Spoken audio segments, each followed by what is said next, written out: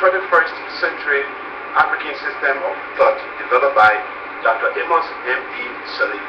Today, Dr. Sirleaf will be looking at the myth and greatness of Africa from the contemporary and prehistoric context. My name is Oscar Dolo.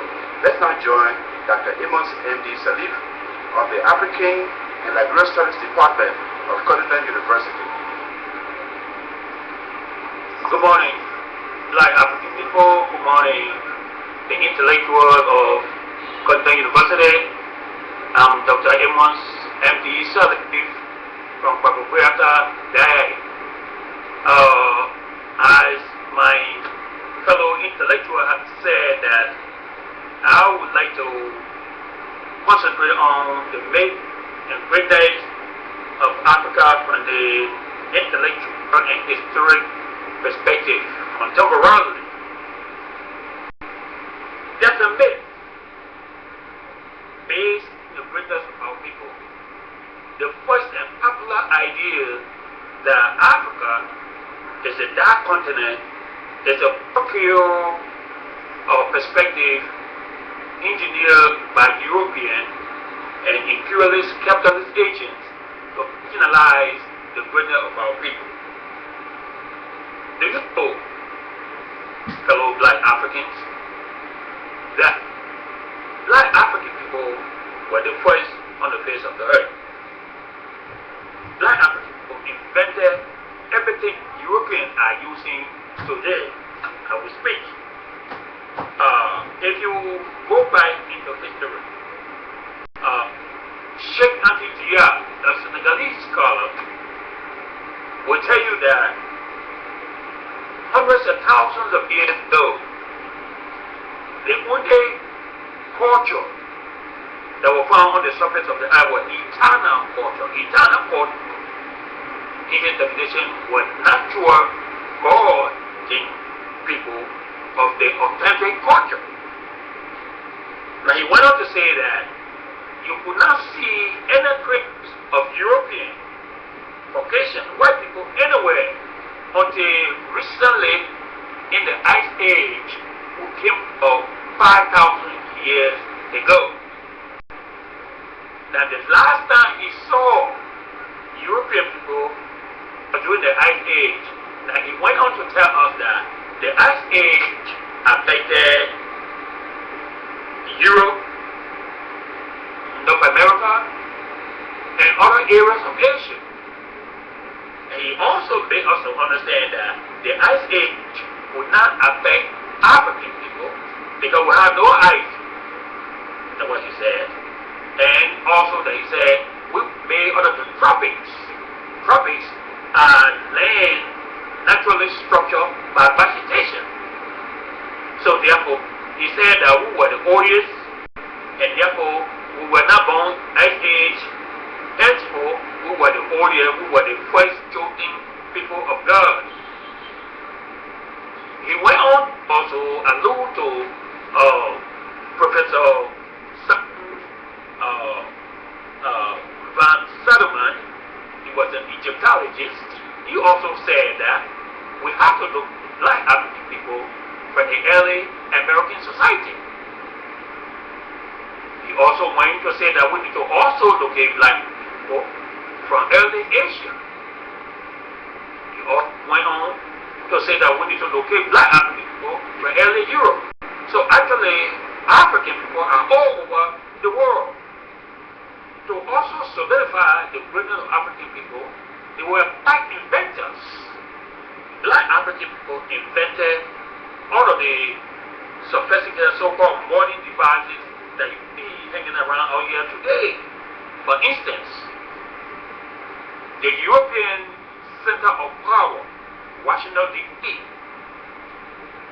were invented and outlaid by Benjamin Blacological. This is a black man who said that if this nation is for humanity, then this is how it should be designed. But European people will go to work and say that America will extraterritorial design Washington D.C. Essence by the farm. It's architecture who came to do some drawing. He met the slave Benjamin Blacological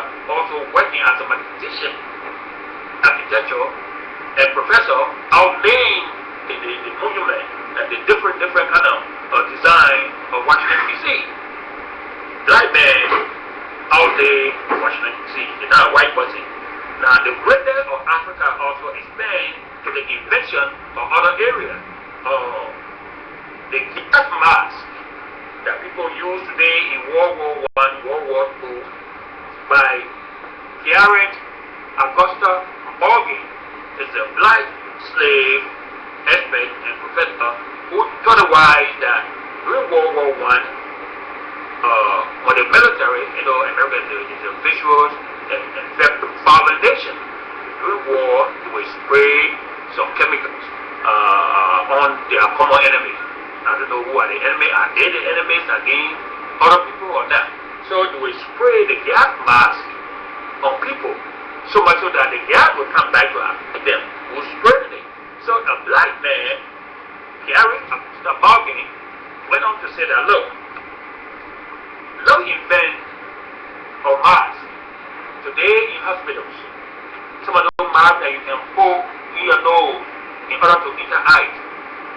Some of the masks that you wear so that the gas can come in your eyes, they were invented by Gary Augusta Morgan. He did not only invent that. Today we see traffic lights, traffic signals. In Liberia, I had people talking about the red light. They directed me to go to the red light. I went all the way to Mount Barclay, but I could not see red light. But what it implies that red light is a traffic signal. It can be green light. It was invented by Garrett Augusta Morgan. It's a black man who invented the traffic light, the traffic signal. And now only we're going to stop there. The ground pea, the peanuts, this thing our elder playing here, it can be made out of 300 different products. George Washington Carver, a slave, black African American man from the United States, designed and developed 300 ways that we can use the peanuts, the ground pea that our people are playing here on the soil of Africa. You can fish oil, rub your skin. You can fish different kind of herbs. You can fish different kind of cooking oil that we eat with. They develop most of the things into ground pea and peanuts. I will now even stop there. This is the goodness and myth of black African people. There's a lady called Madam C.J. Walker, a slave woman who had come from Atlanta, Georgia. She was humiliated somewhere by white people. She was talented, but because of racism down south, the sister could not come in the building where to entertain white people because her hair was not slick enough. Her hair, they call it kinky, nappy. So she was humiliated. She could not perform satisfactorily by people giving eye on her on a nasty fashion. So what she did, she went back and invented the pressing iron that all people press their hair today. You see, our women with a long pressing comb, it was invented by Madam C.J. Walker. Now, this black woman became the only millionaire of the 1800s. What a white woman, most of them, she was the first black millionaire female in the world at that time. Okay, I'm not going to stop there. The greatness and the base of African people extend to the degree of Charles Richard Drew. Dr. Drew invented the blood plasma. That means that they divide the process that can be infused into people when you mixture blood. During World War I, World War II, they were shooting the military. America is a violent nation. So they all were in the military, black slaves. So when they shoot a man, he fall losing blood. So they were all on the forefront. So the black man stood back and said, well, I can invent something to preserve some of the blood and sterilize it and use it on other people. But a man dying, healthy like that blood is so rich. Dr. Charles Richard Drew, who went to school also at Howard University as a professor, he designed the blood plasma that was transferred today as the blood bank. Ladies and gentlemen, y'all know how the man died? The man who was preserving people. When you had a car accident, you're losing blood. It was designed a means for us to give you blood donation. We had a car accident on the fog, really the sleet and icy coming from down south to north. It ran off the road, the car jumped in the ditch, was seriously wounded, losing blood profusely. But during those days, now, ladies and gentlemen, black people were not allowed to go to white people hospital. White doctor would not touch a black man. So Dr. Chadru was rushed into one of the white areas because where can you find black hospital besides Howard University in the Sherman Hospital in the Freeman Square. So he was rushed into a white hospital to refuse to touch him, to help him. The man who was saving humanity through blood donation, he died out of blood. These are some of the things I'm telling you that black African people, we are nice people. Blacology has come to undo the miseducation and empower black African people. Look, there are misconceptions of other people who are looking at Blacology as racist, who are looking at Blacology as demonic, who are looking at Blacology as foreign ideology. So those people, I tell them, you come to my class, you come and listen. Blacology is about atonement and reconciliation. Blacology is about diversity and cultural pluralism. Blacology is about respecting our women, respecting our children, respecting our leaders, respecting our institution, because we are our institution, and respecting our life of pressure of black African people, and actually loving one another. And because of that, the reason why some of these problems are the way they are, because black African people, specifically Liberian people, we were culturally conditioned to believe that European people are superior and black African people are inferior. The manifestation of that is that we are marginalized, we are devalued, we are underestimated, and we do not trust one another, we do not make business with one another, and everything that is African is negative. And next week I will be talking about why God made me black, and so that you can understand how brilliant, how exquisite God actually took the time to make us. But in the meantime, I come here for Blackology Development Institute with clean hands and pure hearts to tell our people that I love Liberia, I love black people, I love all people. I'm not a racist in the context of racialism. These are the adjectives that giving our people problem with the noun. Racist, R-A-C-I-S-T. It can be adjective and noun. When it is in the noun, then it becomes questionable as it reflects to the tour of the eye. That means that these are racist people. That means they are bigoted. That means that they are against white people. They are against other race of people. But when it comes to the archetypal phrase of using the concept of racism, racist means also archetypally as somebody who is an expert in the certain areas of knowledge. If you are a scientist, if you are a science major, you got a terminal degree in science, you are a scientist. If you have a terminal degree in biology, you are a biologist. If you got a terminal degree in physics, you are a physicist. I have a terminal degree in race, with specific emphasis on the black race. I'm racist.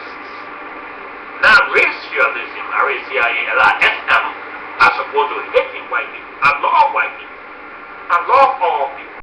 I teach predominantly white institutions in the United States. I teach at Australia University. That's a white institution.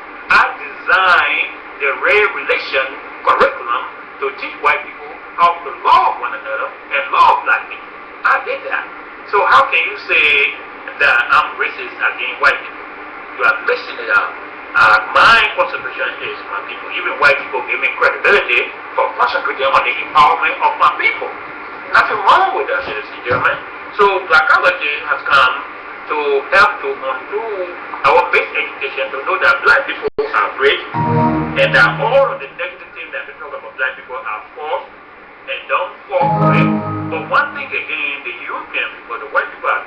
job on us. They have done a good job on us because everything that is white is right. There are unwritten laws of white supremacy racism in the United States, which goes like this. When you are white, you are right. When you are light, you are right. When you are yellow, you are mellow. When you are brown, stick around. When you are black, stay back. When you are red, the reservation is your way out. Now the red people, you know, that our Native American brothers and sisters in North America. The yellow people are going for the Asian people, the Hispanic people. They must stick around. When you are light, you can pass for white, you are right. But when you are white, you are just straight up what is right. But when you are black, you must stay back. You have to stay back. You know, and so much so that they are doing a good job of that the slave theory. That the man was born as a slave, and he works with you as a master, and he comes in the house every day at the back of the house. If you build a house without a back entrance to come in, your slave have been properly conditioned to believe that there has to be a back door. You will make one. You will come one day and see the kitchen working.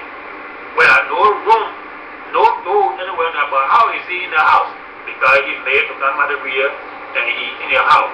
So this is the situation we are finding ourselves in, Black African people. Now they're talking about seeing sex. Black African people, those are alien culture that Blacology has come to also help to educate us. They are talking about the AIDS epidemic, the make and breaking of African people. We are African people need to know what is affecting us. The AIDS epidemic, actually these are man-made diseases. They were made in the laboratory through the instrumentality of the United States of America. These are all written intellectual documentation that I can stand and support from other scholars. This is Blacology, a 21st century African system of thought, and you have been listening to Dr. Amos Mohammed Sirleaf. We will now just pose a few questions to Dr. Sirleaf as he continues with his expose. Doc, where were these great African inventors in the face of radical slavery during their years in America? I want you to understand that before slavery in the United States, Black African people were all over the world. And also, out of desperation, out of diversity, emerged great leaders. The location of our African people were not all in the heat of the conflict, were not all in the heat of oppression. Some of us seek refuge to think critically and to develop our talent out of the struggle. Through war, evolve great people. Sometimes I say slavery was necessary because out of slavery emerged great people like Charles Drew, that you talk about great inventors. Condition can necessitate advancement sometimes. So where were these people in the heat of the oppression and suppression in the United States, where their condition made them to develop? Look at during the war in Liberia had developed a situational songs, situational intellectualism. I mean, condition here can perpetually go walk in the material ways. So our people in the 1800s were developed. Now the man who developed the cotton gin, picking cotton, black man picking cotton, beating him every day. So out of his strife and tribulation, out of his hardship, he developed a means by which he can pick the cotton easily to make some of the beautiful situation to subside. So condition can actually make you an inspired engine of remedy. So yes, our people were suppressed, but out of their suppression, they developed the mechanized, sophisticated means of alleviating some of the problems. You also talk about the great inventors and how they have excelled in their various areas and professions, and how they have left a legacy with us, like Dr. Charles Drew and Madam C.J. Walker. But somebody would say Africans excelled to great heights. Well, it seems that we are now at the lowest ebb of Human Development Index, what could be responsible for such a character? We are human beings.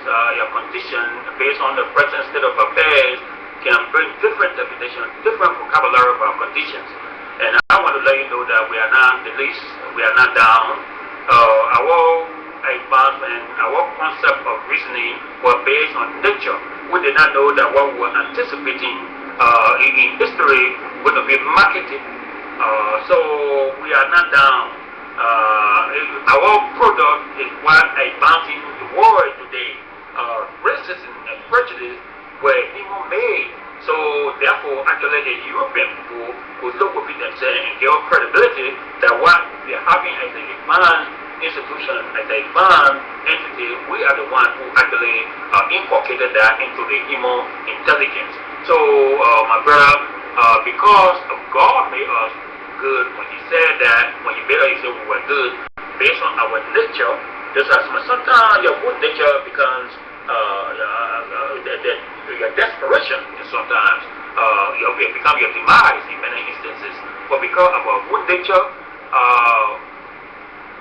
it appears that we would be harmed by virtue of human interaction with us. But we are not really, because it is our product, your sweat and blood, that got our life advanced today. Even the thinking that you're giving me, it is because of your intellectual capacity as a Black African man that be able to develop the question to ask me so that I can clarify our demise. For Black African people, we are not demise. We're just beginning. And we're the beginning, we will not be the ending. And so, my brother, don't give out. Don't think that we are left behind. It's just a matter of time. And this is why Blacology is here to motivate you, to empower our young ones. So you ask me a very conscious question, like the child asking his mother, Daddy, why white people don't like us? Dad, why we are poor? How would the father answer these questions? He just needs to go and tell your kids, God loves us. We are not poor. It's a European definition. With that, what God gave us will be alright. You want to poor by definition, because we don't have a car, that doesn't mean we're poor. We don't have a bank account, that does not mean we're poor. We are rich. I have you all. I have your mothers. We have our land. We have our family. We are rich. I look at it that way. If Black inventors were the very first to start their work, their inventions, and then later on these inventions were modernized, quote unquote, by Europeans, then the question comes to mind, what stopped Blacks from improving their foundation? What stopped them from improving their inventions to modernity?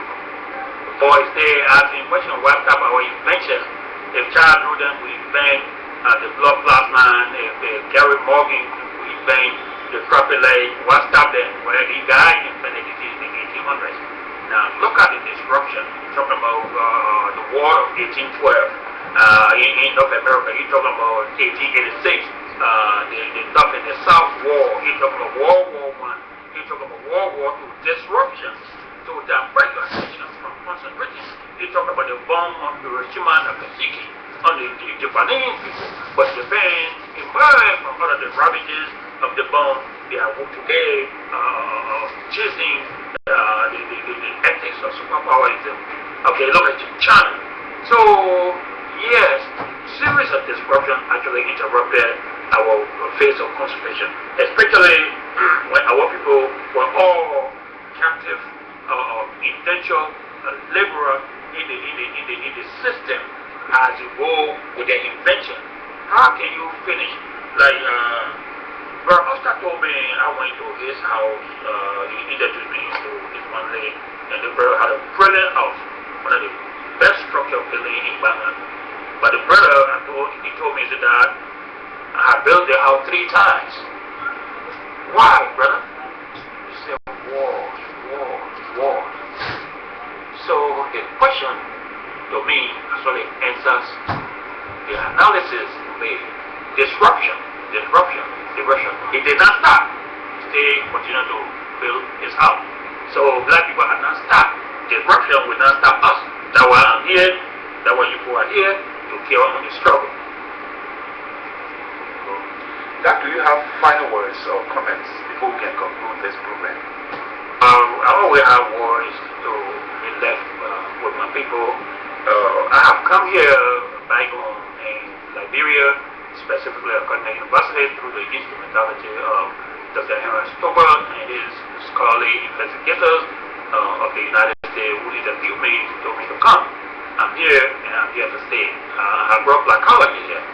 The objective of Blackology, as I explained over and over again, is to undo our basic education, is to help our institution again, to go back to our humane way of living, to respect our elders, to respect our culture, to respect our women, to respect our children, to respect our institution, to respect our high officials of leadership. That's what Blackology is all about, and to solidify the knowledge that are going back on earth, to technologically, politically, socially empower our people. This is not a violent situation. This is not a racist situation. This is about loving our people. This is about respecting our people. This is undoing our civil conflict mentality. This is undoing our racist or prejudice mentality, the ethnic struggle mentality. I'm here to empower our people. I'm here to de-traumatize our people. Liberian people are traumatized. We may not know it or not. I must say I'm traumatized. The war affected us.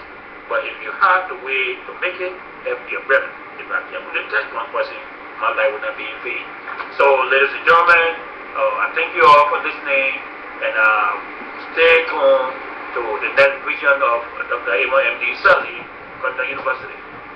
This has been Blacology, a 21st century system of thought. And today, Dr. Amos M.D. Sirleaf, the co-founder of Blacology. Remember, Blacology was established and founded by two persons, Dr. Amos M.D. Sirleaf and Dr. Walter Zimano Cross of the United States.